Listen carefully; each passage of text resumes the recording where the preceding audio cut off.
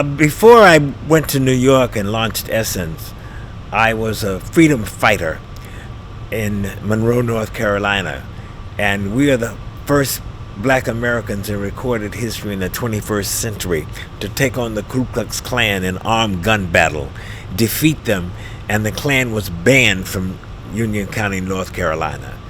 I left there and went to New Jersey and became a superstar advertising sales executive at the New Jersey Telephone Company in the Yellow Pages advertising division. And it was after that success, my godmother, Mrs. Claire Terry, suggested that I start a magazine for black women. And I became, at 22 years old, the chairman and president during the first 3 years of Essence magazine. And I led the team that raised the first known $1 million on Wall Street for an African American business, blazing the trail preceding Black Entertainment Television, National Black Radio, and Black Enterprise Magazine. I achieved operating break-even at our first anniversary edition, personally selling 12 of the 25 pages of advertising that were necessary to accomplish this result. I was the first black board committee member of the American Cancer Society, and I led an advocacy for a $10 million dedicated awareness campaign for black women who were disproportionately affected, and this was a first time of treatment. I founded and was editor and publisher of one of the largest circulated black community newspapers, the Essex, New Jersey Forum. I was also the editor and publisher of the first magazine for blacks in the military, Eagle and Swan, and as such became among the first black board members of USO International. I also led the campaign in the magazine successfully for the first black Marine general and for the first black female Army general through the magazine. As a consultant to black-owned Lockhart and Pettis advertising agency, I delivered the $10 million Pepsi account with the help of my friend Tony Brown. As a consultant to black-owned EPC International, an advertising specialties company, I delivered the first United States government national collateral materials contract of $400,000.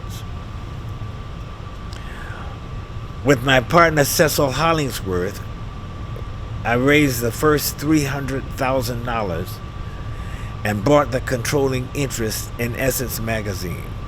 This is among the first recorded black-led control proxy fights. I was contracted to lead and expand Chocolate Singles magazine in New York, and I launched and staffed and managed FSO for singles-only dating service. Along with my partner Richard Vinegar, secured expansion capital commitment from an Atlanta-based investor. Through the help of Richard Parsons, a board member of Time Inc., who became CEO, I developed Advance, a black men's magazine financed by Time Inc. and the Indy Phillips Corporation. I brought it from concept to prototype on through successful market tests. Was offered $1 million for the property by Time Inc.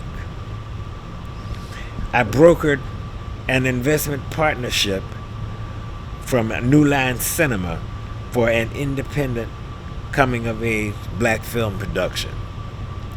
I was contracted by the OAO Corporation, Orbiting Aeronautical Observatory, a black-owned aerospace company. I organized, staffed, and managed as publisher Elan magazine for the Essence graduate of professional and managerial women with a budget of $2 million. I helped to launch Connection Cable Communications, CCC, a Newark, New Jersey-based citywide cable company. I also concomitantly led the door-to-door cable subscription sales for Suburban Cablevision in New Jersey, and also at that company led one of the first on-air cable television shows. I pivoted to community empowerment and economic justice advocacy in Orlando, Florida. As such, I co-led equity and inclusion campaigns for the black community in Central Florida.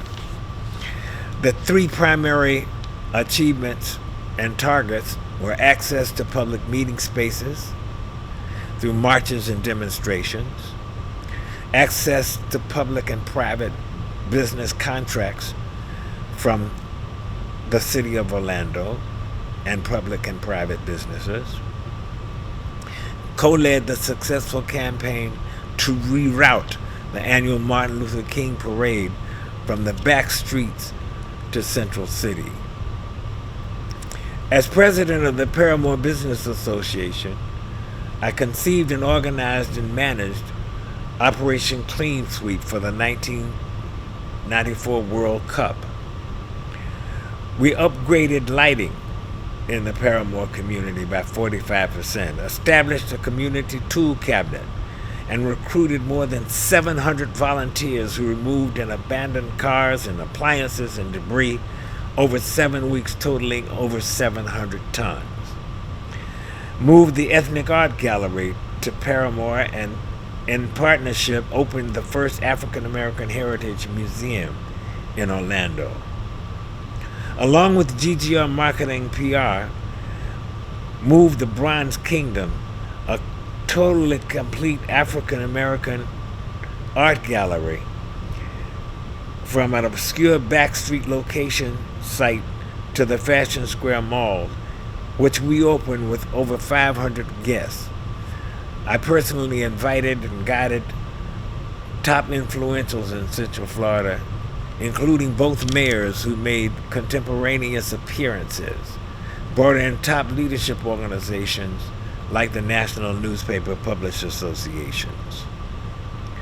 I led WOKB Radio, a local gospel station, from 2,000 to 10,000 watts.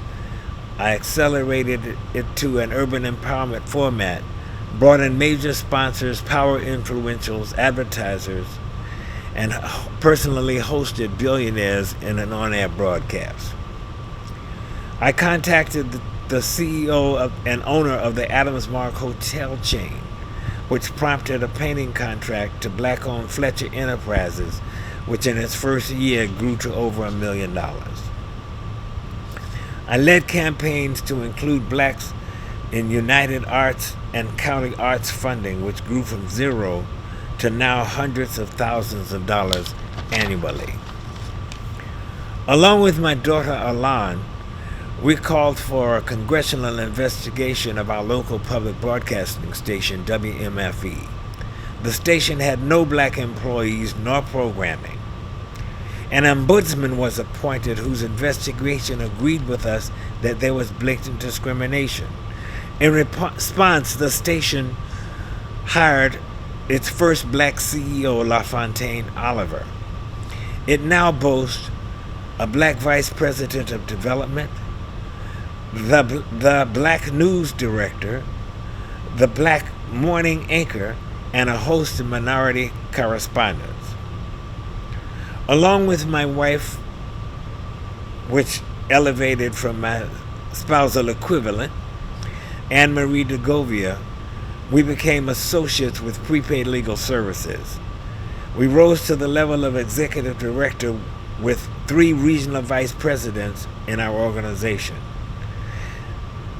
heading New York, New Jersey, and Connecticut. We amassed over 14,000 agent associates and 77,000 memberships over a 2-year period for Prepaid Legal Services.